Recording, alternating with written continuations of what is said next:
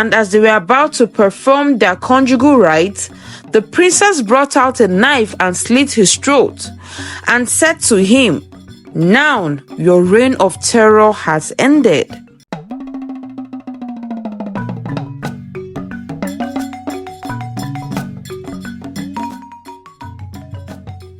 Once upon a time, in a faraway kingdom, there lived beautiful people who lived in peace and harmony and never interfered with other kingdoms' rules and regulations. They even had peaceful summits where once in a while they would hold certain meetings where issues will be deliberated on the way forward of their various kingdoms. Every kingdom was blessed with certain natural resources and so had what made them rich and unique. They practiced certain traditions that built their community and made it so strong that it was hard for a certain kingdom to challenge another. A certain King Boa of Zuba Kingdom was one who had the least precious resources, and so this made him envious of other communities. But he was known for having great and strong warriors that could go to war and always came back victorious. King Boa one day called on his men and told them to get ready for war, as he could no longer take the insults hurled at him from other kingdoms and how they looked down on his kingdom. And so he decided to start with King Zim, who spewed insults at his face, and decided to start with his kingdom first so he would show them what having warriors can do for you. He killed the royal household and the elderly in the kingdom. He turned the young people to slaves and used them in digging precious stones, which he decided to use to trade, and so became more wealthy. It did not end there, as he started going from one kingdom to the other and killing and tearing families apart. Kingdoms came together to see how they could defeat the king, but it could not work as they were mostly defeated. Different kings sent words that he should desist from this act, but it only fueled his energy the more. A certain king who had a daughter named Amina. She is the only child of the king and the heir to the throne.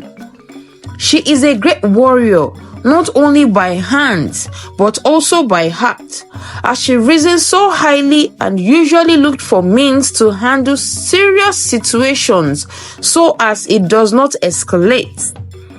Her father, the king, became so worried and feared for what may become of his kingdom if King Boa decided to attack his kingdom and succeeds. The king and the princess decided to come up with a plan on how to attack him without losing out. They were not able to come up with a concrete plan yet. Word started to get to their kingdom that there might be an attack soon. The king called his daughter and said, as much as he doesn't want this, he wants her to marry King Boa. That he wants to send a message to King Boa of his intention of giving his daughter to him for marriage, as long as he won't harm them. The princess was angry and disappointed in her father, and she asked him if he felt she wasn't capable of handling the situation with her warriors. He said, in this life, there are some things you need to understand and be able to make use of one's head, and it is best to keep our enemies closer to us so we know when they want to attack us. The princess excused herself and thought deeply about what her father said. She decided to take on the offer because they were out of ideas on how to handle the situation before them. The princess made up her mind that she would do this for her kingdom and accepted. The message was sent by the king to King Boa, about their proposal for him to marry the princess so they could form an allegiance. King Boa wrote back and accepted their proposal. A day was set for the marital rites to be performed. Princess Amina became his bride and they left for his kingdom. Few days passed and no conjugal rites were performed, as Amina despised the king and always came up with one excuse or the other to delay it. One day, she informed the king that she wants to visit her family to see how they are doing, and he let her go, only to return in 2 days. She replied saying, "Yes, my king."